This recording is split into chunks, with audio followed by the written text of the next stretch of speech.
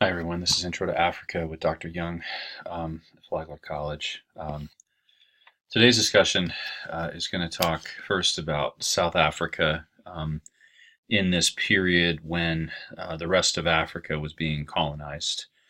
South Africa, of course, is very early to that, and so we can't really talk about, we've already talked about the process of colonization. And then we will move on and talk about some of the structures of colonialism, as well as a few examples of the ways those structures took place in different parts of Africa. And we'll move on next time to consider more of the African responses to established colonialism, especially in the political arena. And so that's what we have to look forward to. So South Africa in the last couple of decades of the 19th century and the first couple of decades of the 20th century was in an important period of transition, we might say. There was this rivalry between the British settlers and the former Dutch, German, and French settlers who had all kind of banded together to become one people called the Afrikaners, or more pejoratively, the Boers. That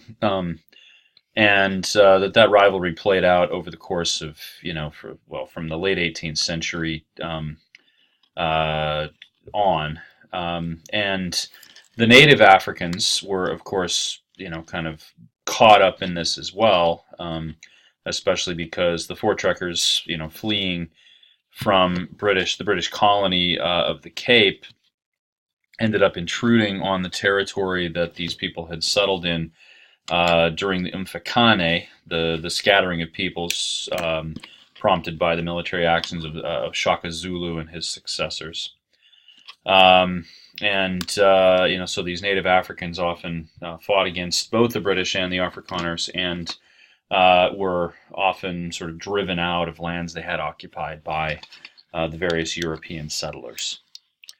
Now, with the discovery of diamonds in Kimberley, in the sort of far northeastern part of the Cape, really it was across the border and, from the Cape, but the British moved quickly to secure Kimberley because of the diamond wealth.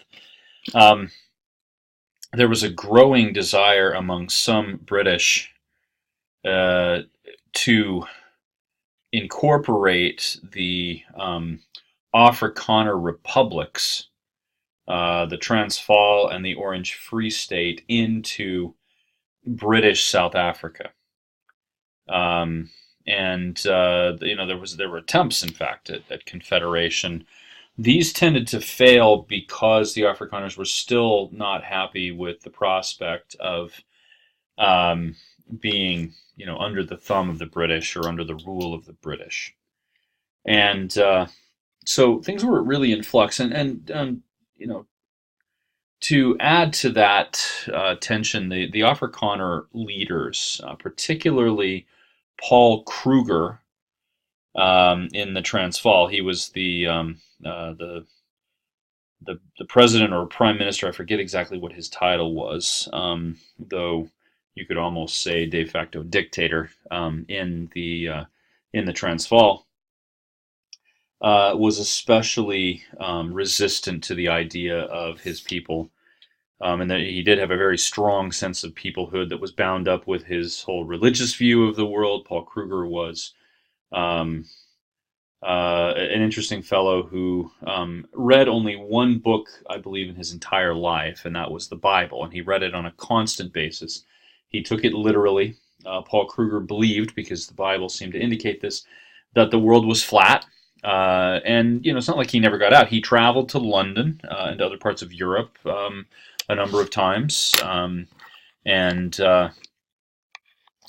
been out and seen the world, but he was convinced and even sort of remained committed to this, despite being corrected numerous times, that the world was flat.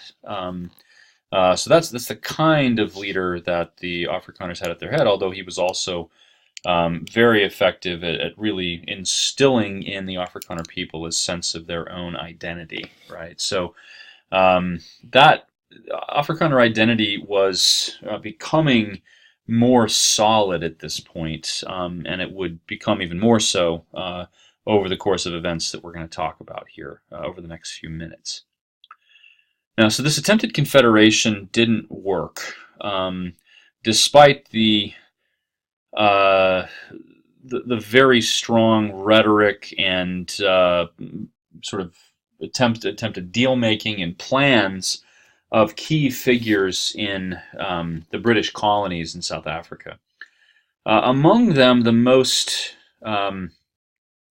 well, I'll come back to him in a second. I see that he's not yet on the slide, or he's a further point down. Now, these tensions were exacerbated somewhat with the Conference of Berlin in 1885, when Germany, led by Otto von Bismarck, of course, declared that it was going to seize control, claim various parts of Africa. And we talked about some of these: Togo, the Great Lakes region, Rwanda, Burundi, places like that, Tanzania, or Tanganyika, as it was called then, and Cameroon, and moreover, Southwest Africa, what is today known as Namibia.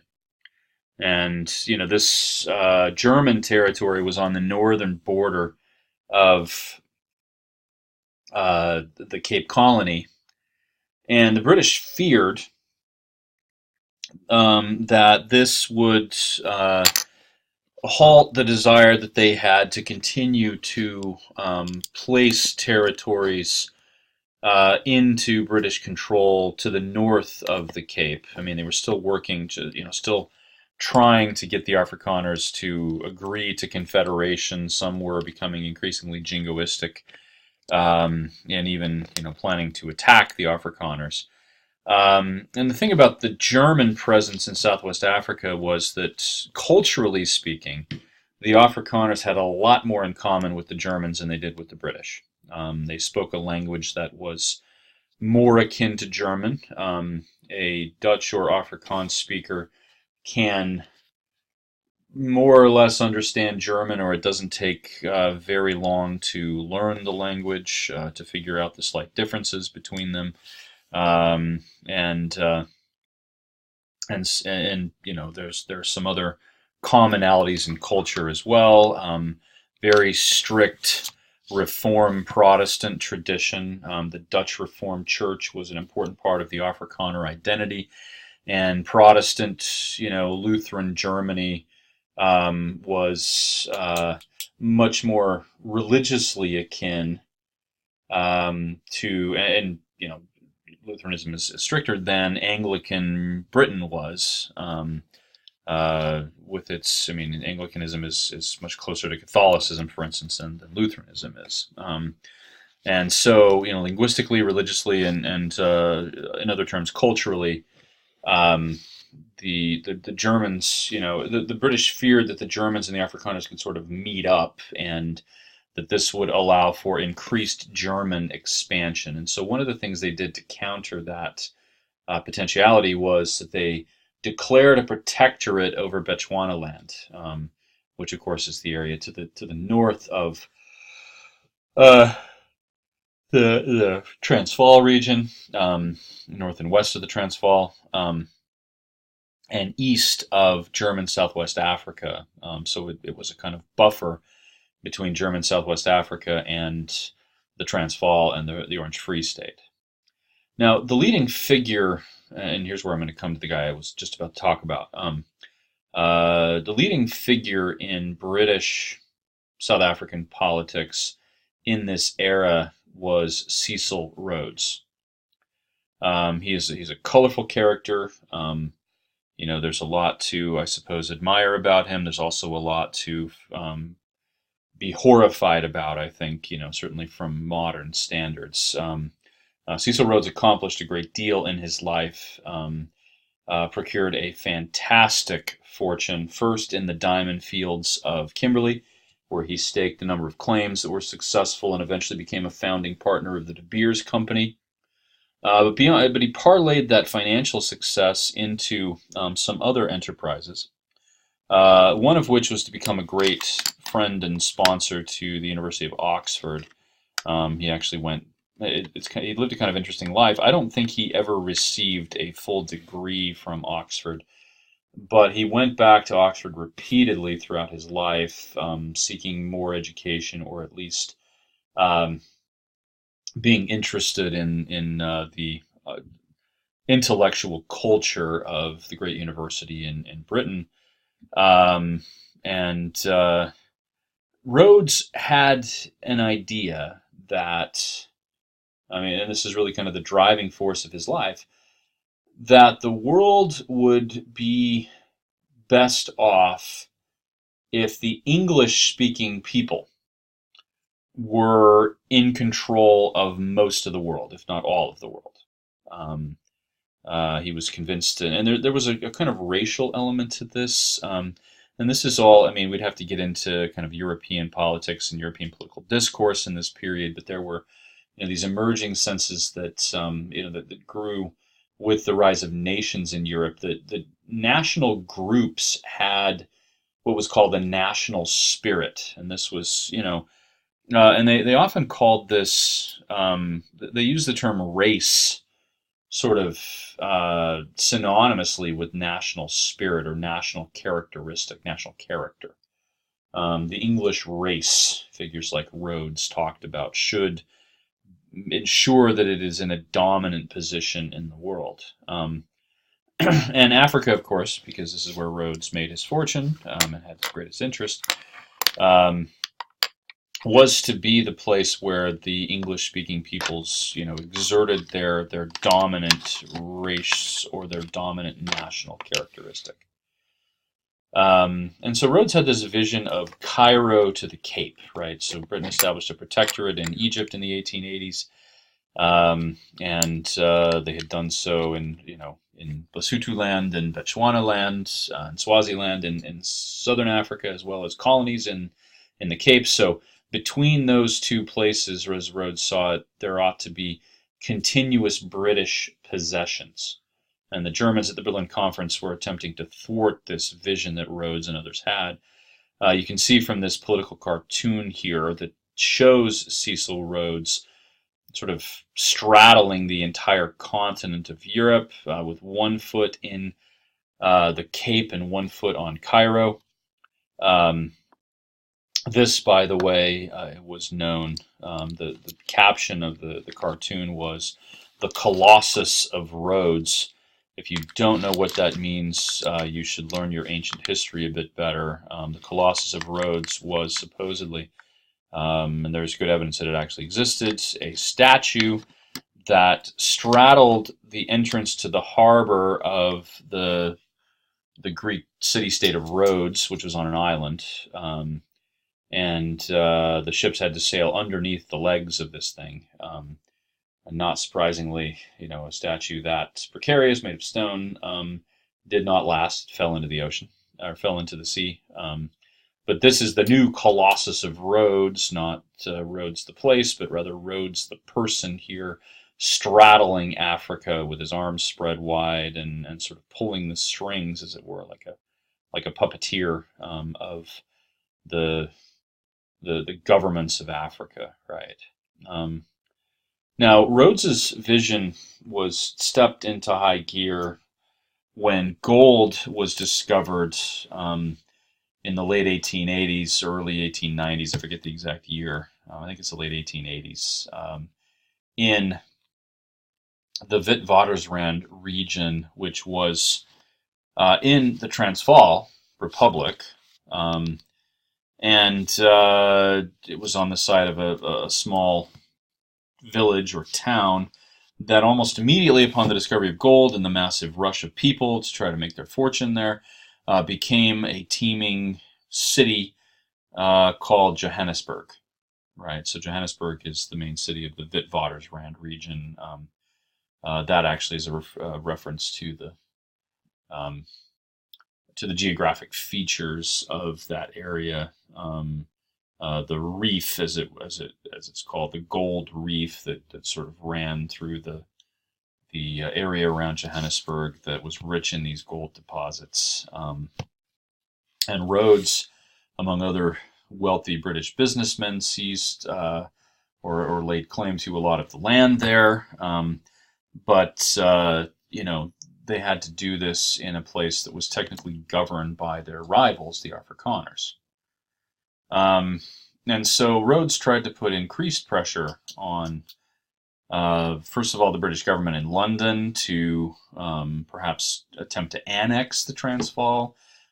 He certainly tried to communicate with Kruger and others, but that didn't work either. And so Rhodes initially decided that he would just go around the Transvaal and create a new British territory in the land north of that and east of Bechuanaland, what is now Zimbabwe, and this actually included what is now Zambia as well. But this land came to be called Rhodesia after Cecil Rhodes himself, right? And so he funded, sponsored a number of, several hundred or even a few thousand British pioneers to go and settle Rhodesia. In doing so, of course, they fought against the native peoples there, the Shona and the Bele people, and in some cases massacred them in their desire to seize the land. So some atrocities certainly were committed by the British here. But Rhodes's calculation here was that, if there's gold in the Witwatersrand, there surely must be gold in the lands just to the north of that, right? And so, he sent these settlers there, and lo and behold, there was no gold, or very little. They certainly did not discover gold nearly to the level that they did in the Witwatersrand region. And so Rhodes finally came around to forcing the hand of the British government, who was not friendly to the idea of invading the Transvaal or picking a fight with the Afrikaners. Rhodes, together with a British officer named Leander Starr Jameson, planned and staged a raid that was sent from Mafeking, which was kind of a British outpost in the land sort of between the Cape and Bechuanaland, sent them to Johannesburg, an armed group, to try to seize control of the government of the Transvaal.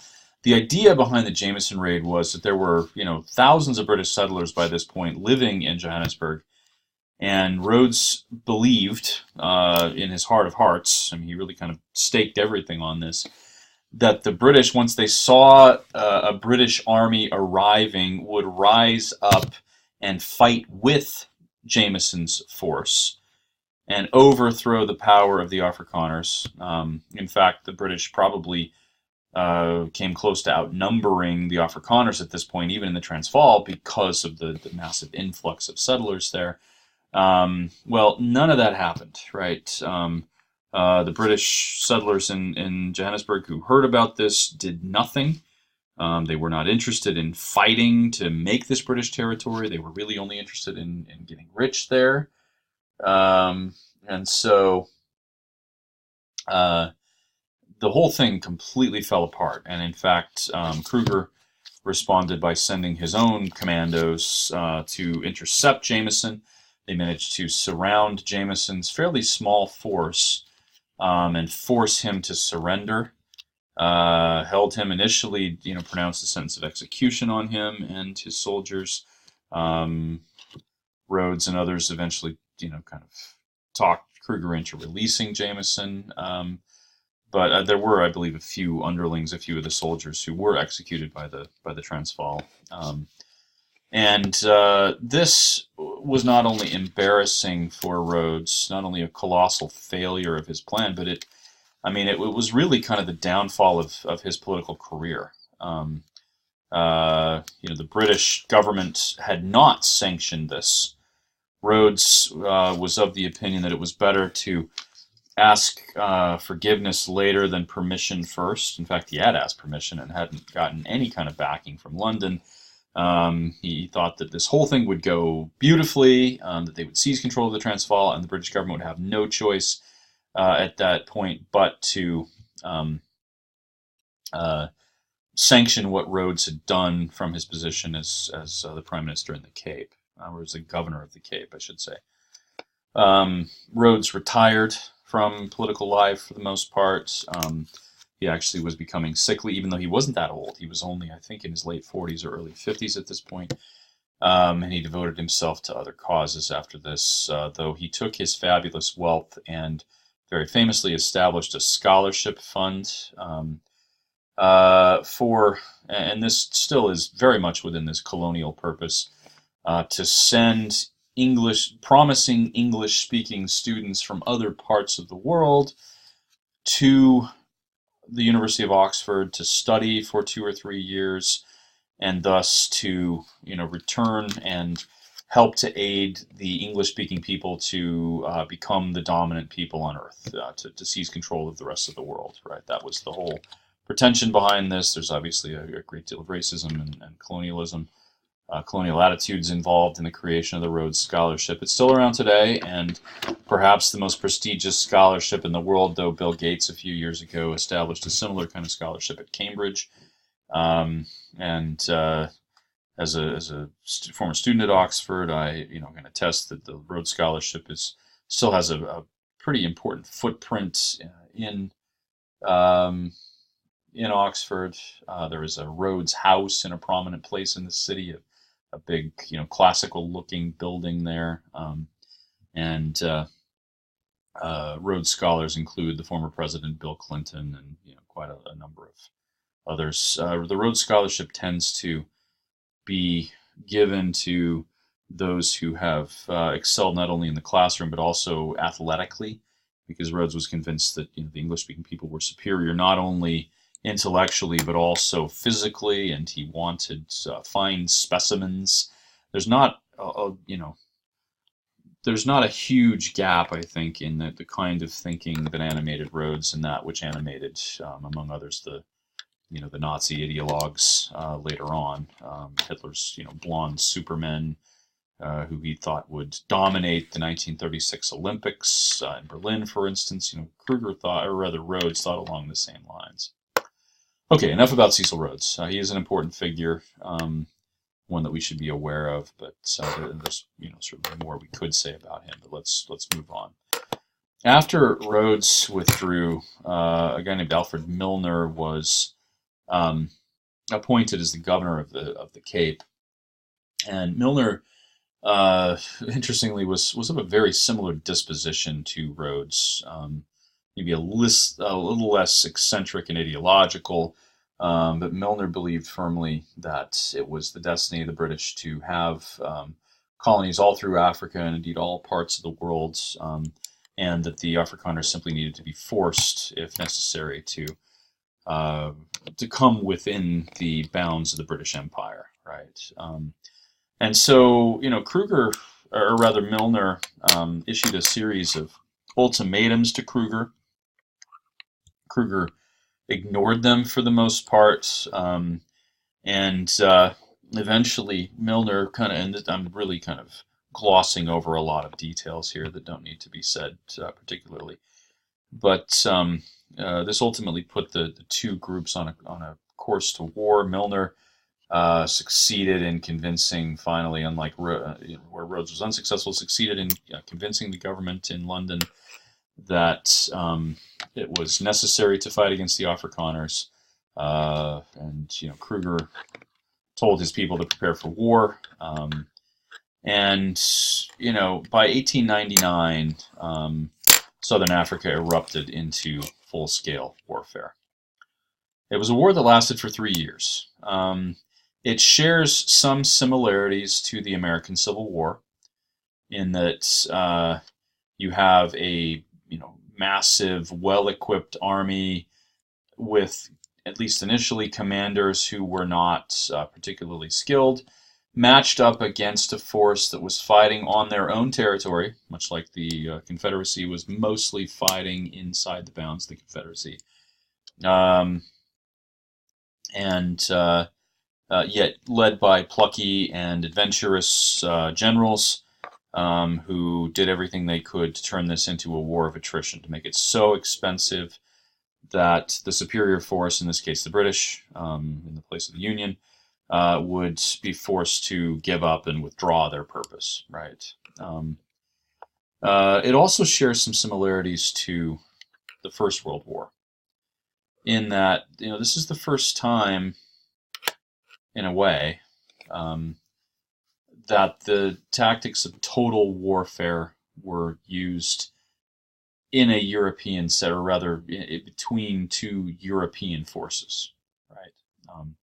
We might as well call the Afrikaners Europeans because they are of European origin. And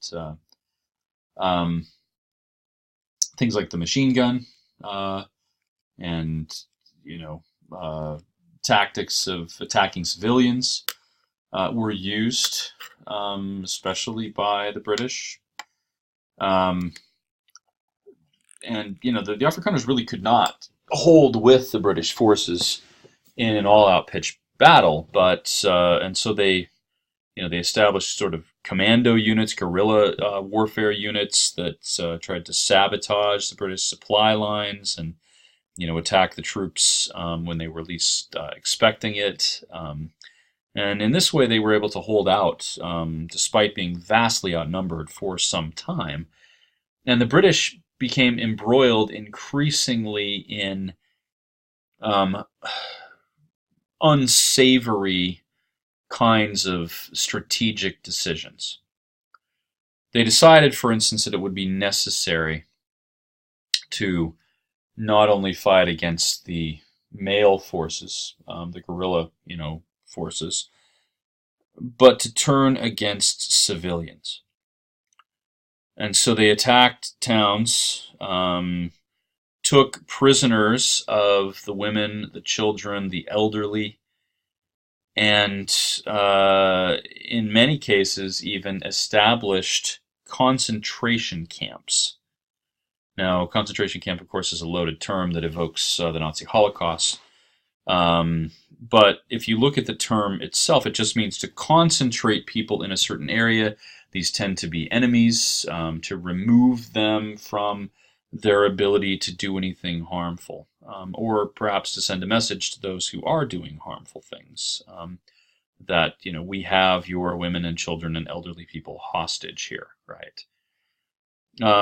There were these camps, in some cases, were unsanitary, and there were outbreaks of things like typhus and cholera, and thousands of these Afrikaner women and children and elderly people died in concentration camps, almost entirely of disease.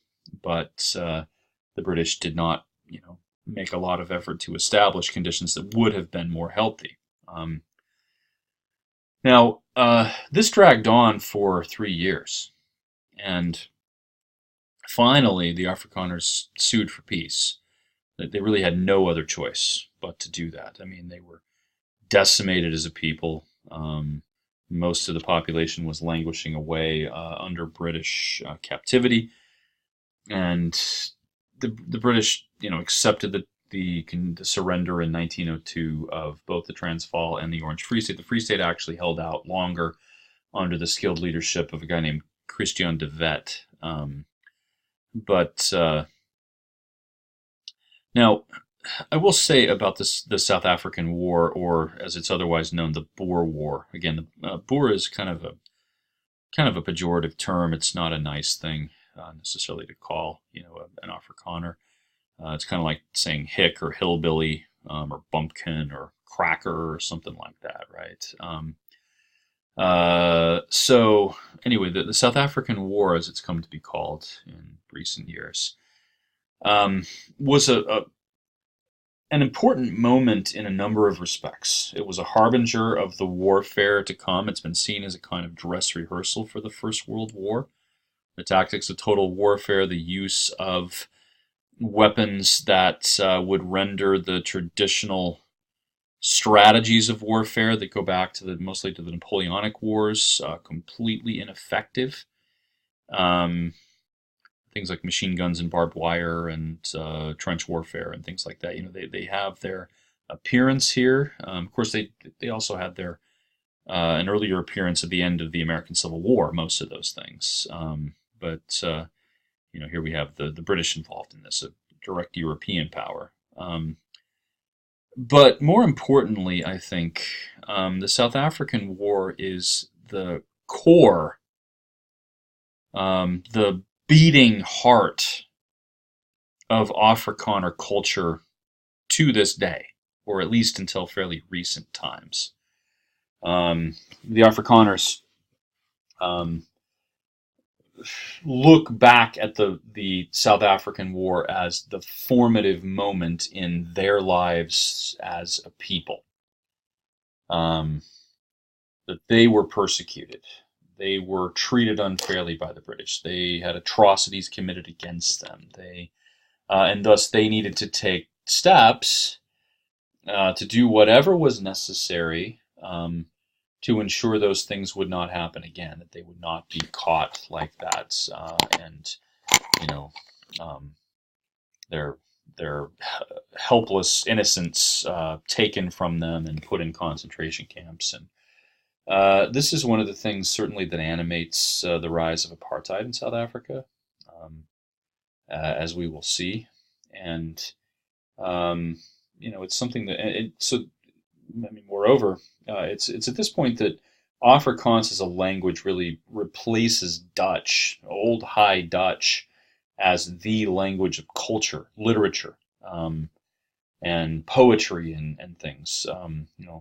Afrikaner poets and novelists wrote about the South African War with great passion, great feeling, lots of emotion.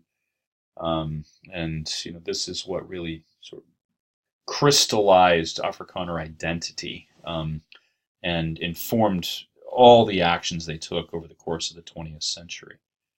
It's difficult to overemphasize how important this is for the understanding of the history of South Africa. Now, this is not a class, about South Africa alone, but this is, an important case study. The British, on the other hand, felt bad. There was a lot of negativity in the press, the British press, over the course of the South African War.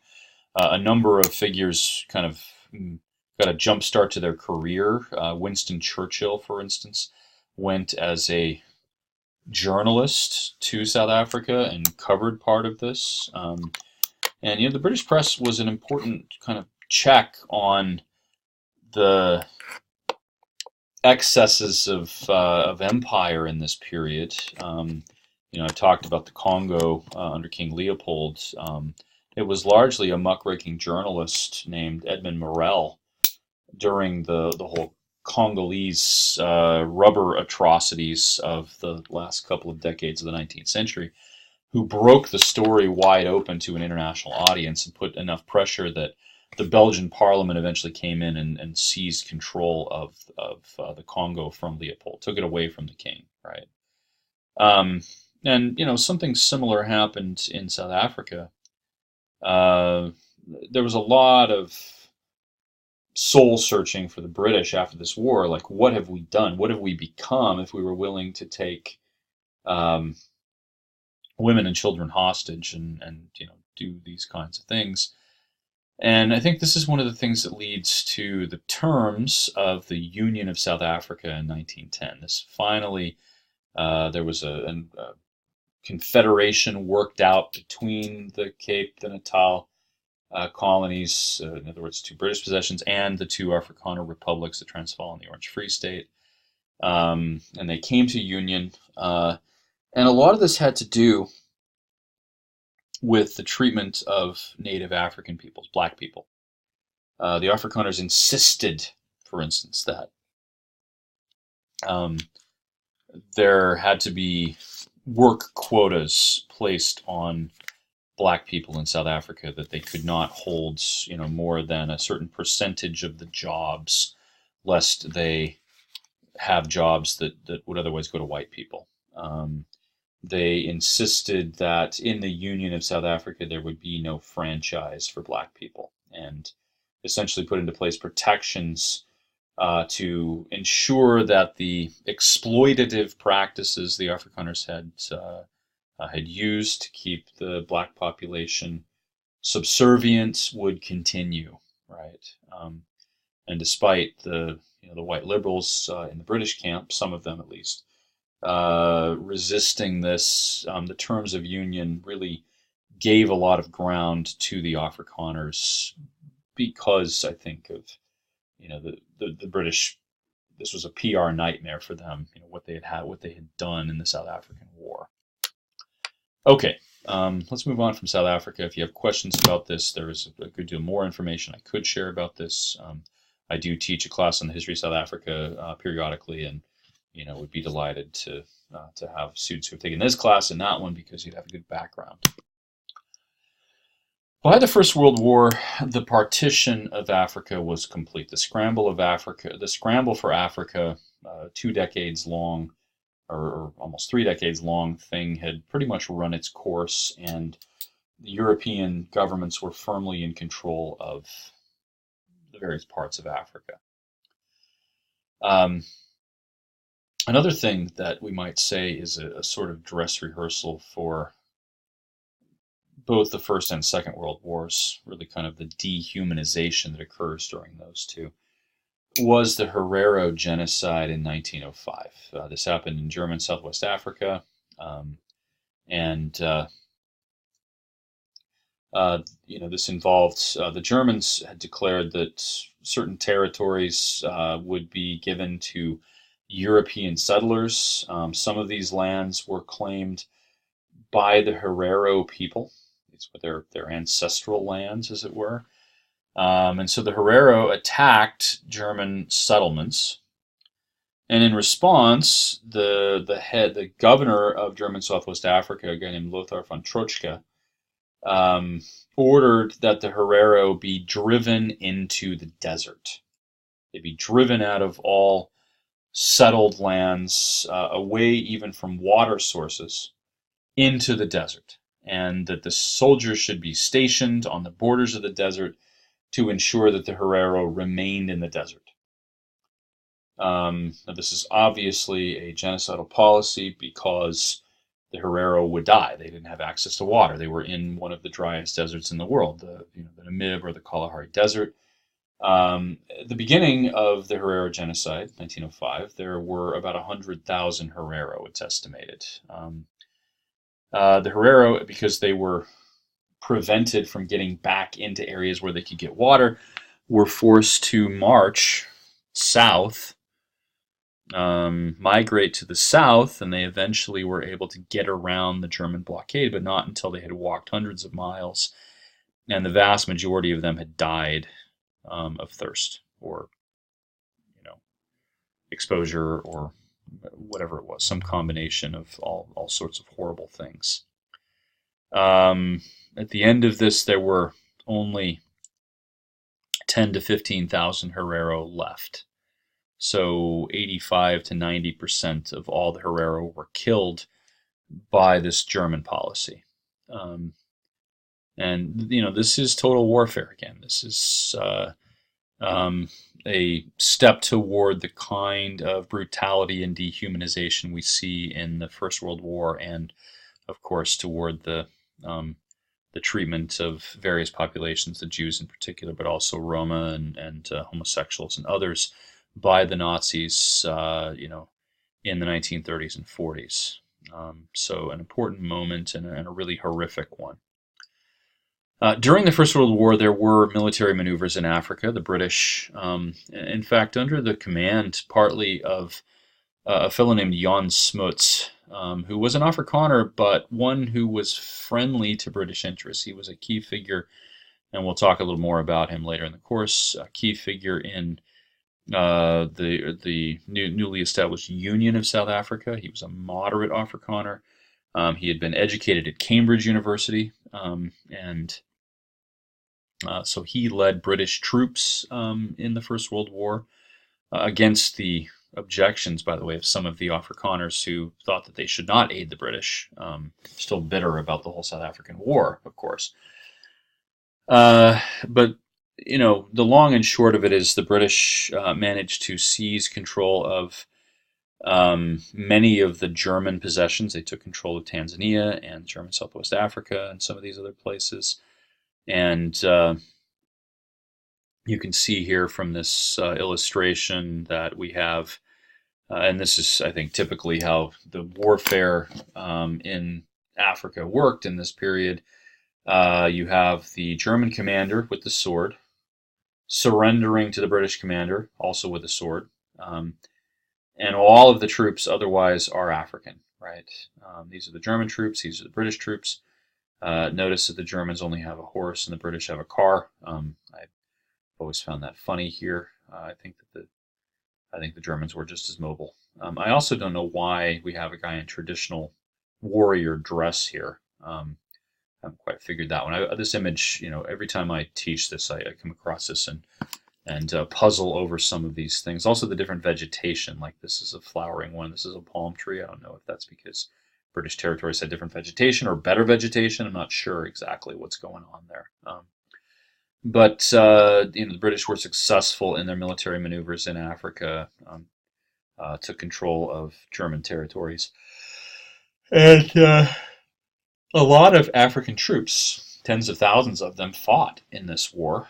And this would be an important moment for these native Africans because in some cases they ended up killing Europeans, right? There was a sort of myth that had, an aura almost, that had come to surround the white Europeans in the minds of many Africans, that they were invincible, that they were somehow superhuman. The First World War disabused them of that notion, right? They saw that white people would die just as easily under machine gun bullets as African people would. And it's not surprising that some of the military veterans end up leading movements among Native Africans politically to try to gain independence and to push for more favorable circumstances. The first couple of decades of the 20th century, coinciding with the completion of the Colonial Foundation, witnessed the creation of many political parties by Native Africans. And again, some of these were led by, or at least involved, people who had fought in the First World War. But they started to organize politically. Most often, I think, taking their cues from Europeans, right? For instance, Mohandas Gandhi was active in South Africa between the early 1890s and the middle of the second decade, around the First World War. In fact, I think it was about 1915 that he went back to India. But for 2 decades, he had a law firm in Durban, in South Africa, and already was using his tactic of satyagraha, or civil disobedience, peaceful, nonviolent protest, right? It's more civil disobedience. Gandhi staged these events where for instance, he burned his identification card, which was by law mandatory for a non-white person to carry in South Africa. We'll talk more about those later, but he burned that publicly. He went to jail for it, but this whole program of civil disobedience was important to Gandhi. And by around the turn of the century, there was a party for Indian people in South Africa. Now, it should be said that Gandhi never did anything for people who were not Indian. In fact, he argued that the Africans ought to be subjected under colonial rule, that was the the state that they should be in to control. He bought into really the European racial thinking about Africans at least. But he did quite a bit for the Indian community, fairly large Indian community in South Africa, most of whom had gone there as indentured servants or as laborers, and had established themselves fairly well in the coastal cities over the course of the 19th century. Now, a couple of the parties that were formed in this period, both of these begin in South Africa and kind of spread elsewhere to some extent. The Pan-African Congress, and this is a harbinger of things to come. Pan-African means across all of Africa, right? It's to say that one is Pan-African means they are trying to achieve solidarity among all African peoples, and the Pan-African Congress had that as its goal, and many of these early leaders, and later leaders for that matter, believed in Pan-Africanism, and even beyond that, as we'll see, a solidarity of all black people, all people with African ancestry across the world. The African National Congress was founded right before the First World War, in 1912, I believe, and this quickly became the leading political voice for the black population in South Africa after the Union of South Africa. The ANC, and there, of course, were political parties all over Africa being formed in this period. Some important ones in North Africa, the WAFT Party in particular, which we'll talk about later. But the African National Congress, like the WAFT Party and others, sent a delegation to the Versailles Conference after the First World War. This was the conference held at Versailles, just outside of Paris, the old palace of King Louis XIV, to determine the terms of surrender and really the shape of Europe going forward.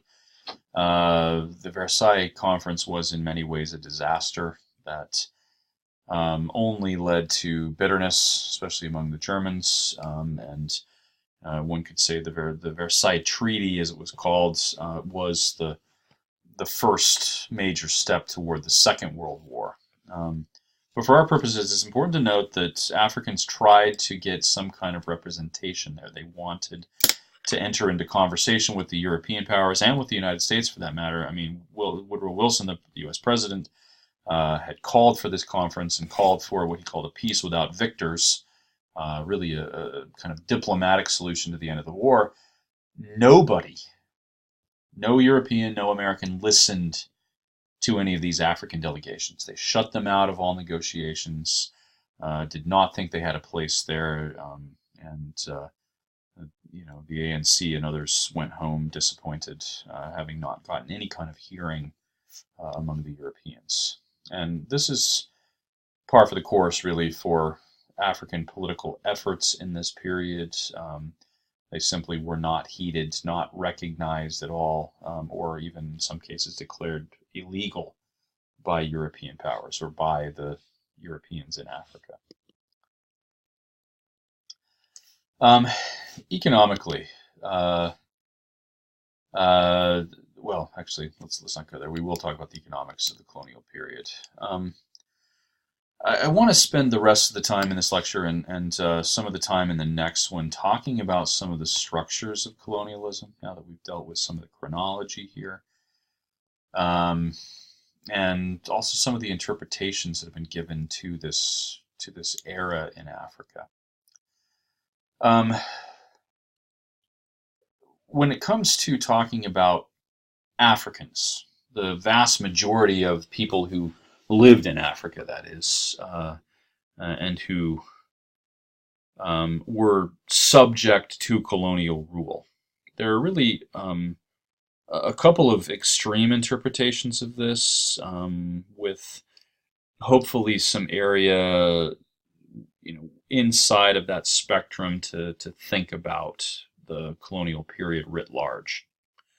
One historiographic approach holds that not a lot changed for most Africans during the colonial period. Yes, they might have been, aware of the broader political landscape, aware that the Europeans had taken control politically, but their lives did not change a whole lot.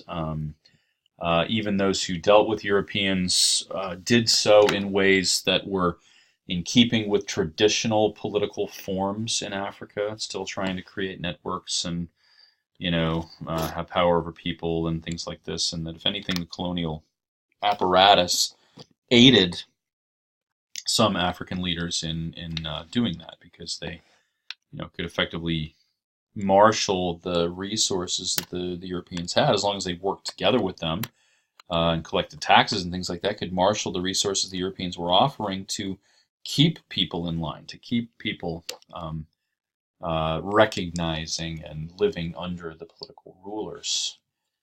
And so continuity, right?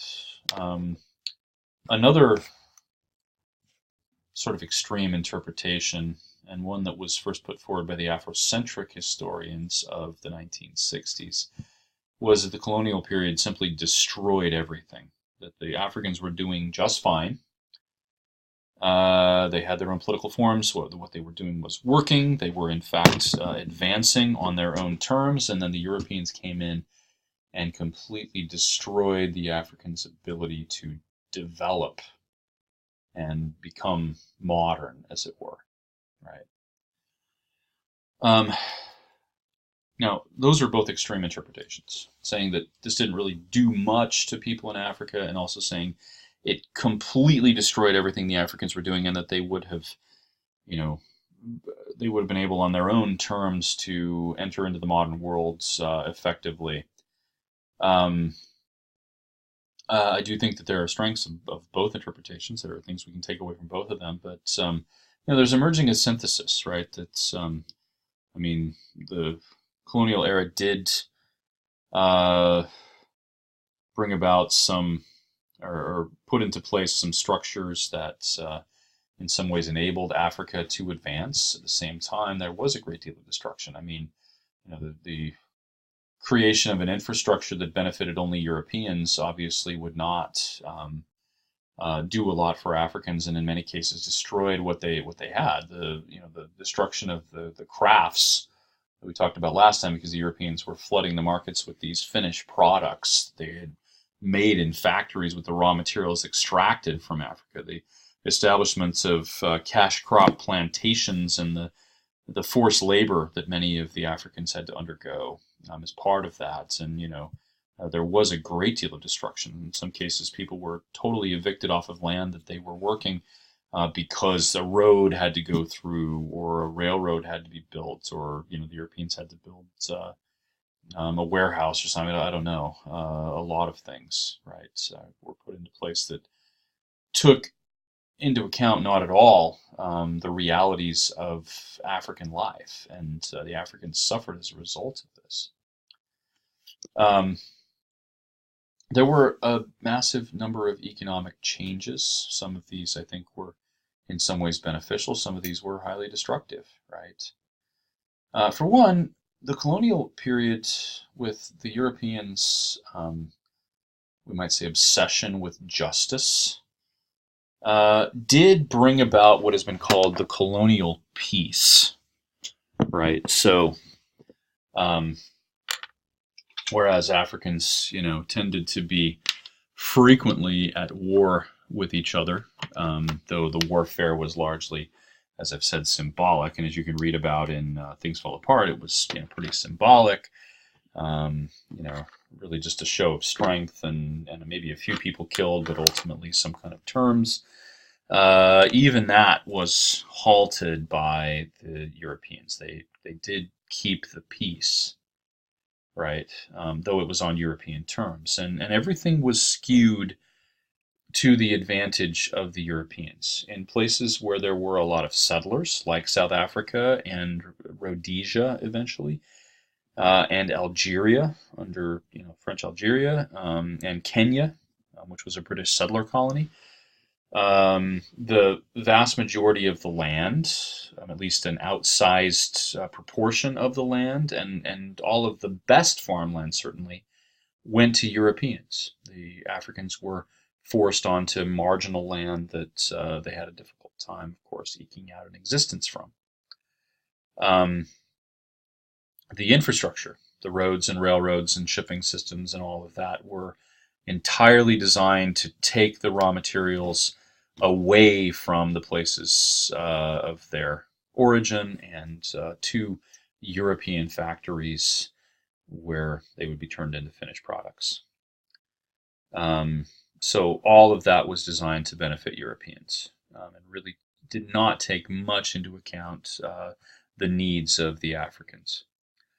There were some, you know, efforts at education, but still missionaries were largely responsible for these. In fact, in the Union of South Africa, the Afrikaners insisted, as part of the terms of union and the continuing terms, that there really would not be a lot of money allotted to African education. That would, if they wanted to educate Africans, it would have to be on kind of private interests, missionary groups, and others who did the majority of that. And in other colonies, the British and French and others established primary schools, in some cases secondary schools.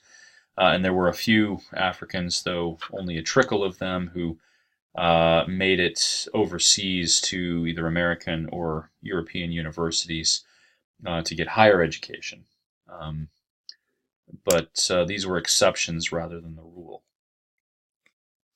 Large-scale farming and cash crops, right? You can see here from, and some of these were established by governments, some were established by corporations. The Firestone, as the image illustrates here, the Firestone rubber plantation in Liberia, for instance. It's a good example of this. And companies like Firestone, in fact, did have rubber plantations all over Africa.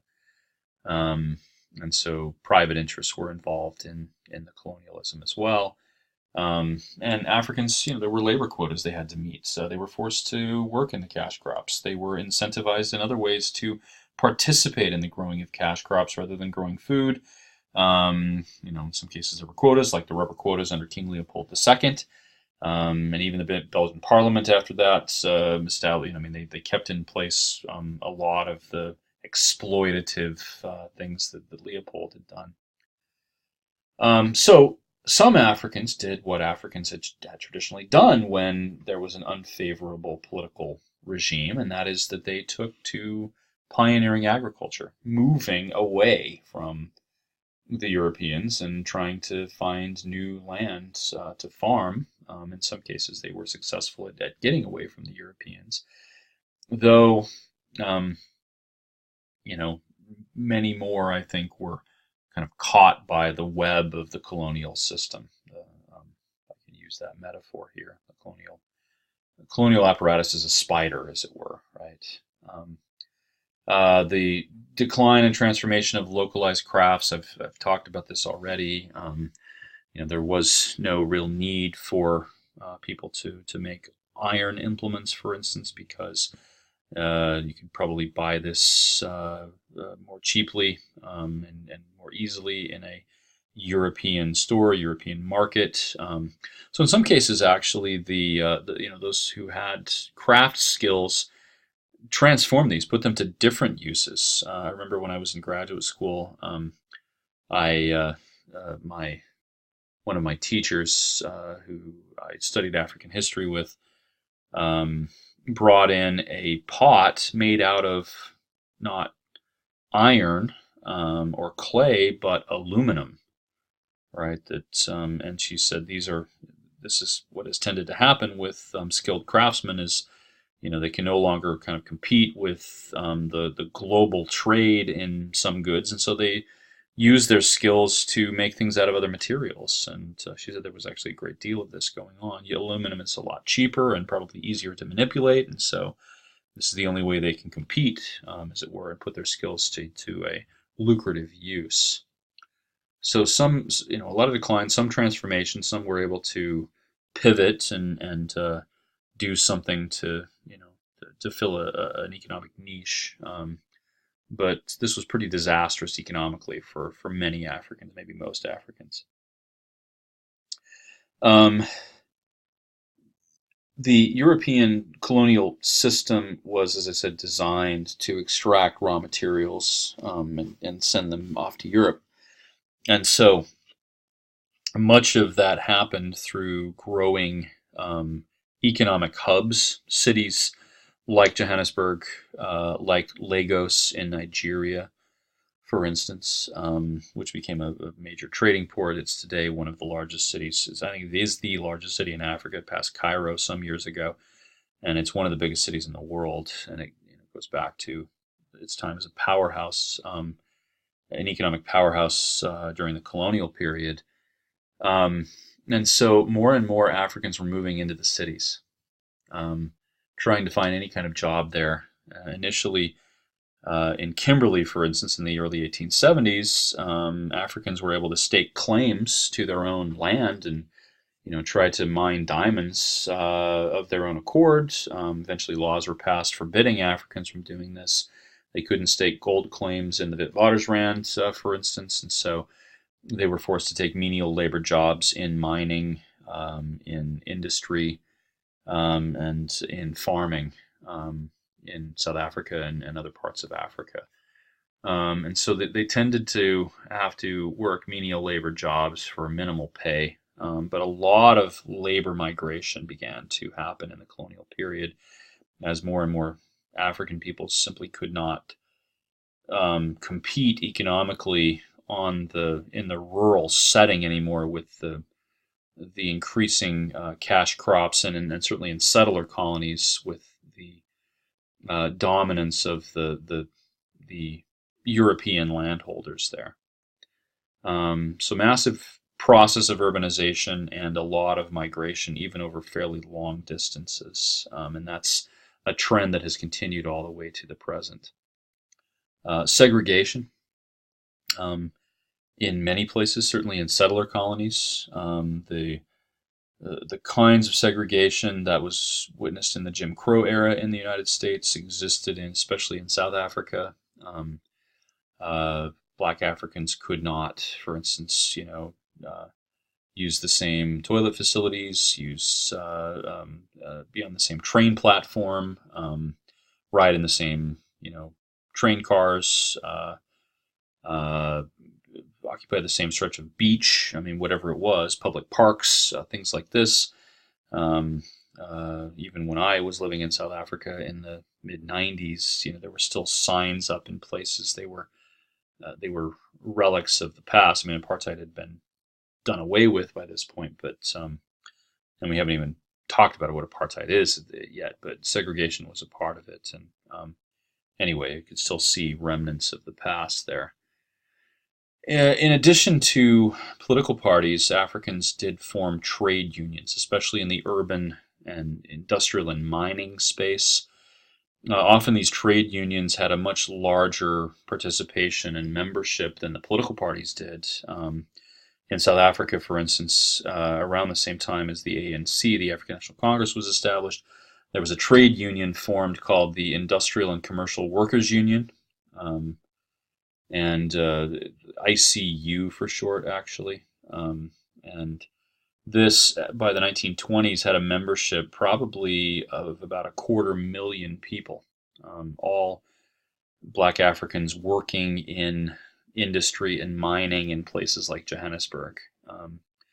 Now, often the trade unions were declared to be illegal. The European justification was trade unions and political parties. See if you can follow the logic here. Okay, I'm going to be a little flippant and cynical about this.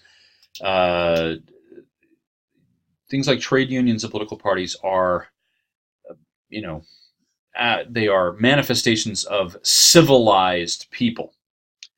They are for people who are advanced. Africans are not advanced. Therefore, to allow them to have things like trade unions and political parties would somehow hurt them in terms of advancement. Therefore, we have to make them illegal. Right? Hopefully you can see the word rubbish or maybe something a little harsher painted all over that, right? But this was a justification for declaring things like trade unions illegal. That didn't stop African workers from organizing and attempting to have their voice heard, but this was often repressed with some degree of brutality. Okay. Okay, I think that does it for the economic structures of the colonial period. We'll move on next time and talk about African political action, or rather the continued evolution of African political action, and also look into some case studies from this period. Thanks.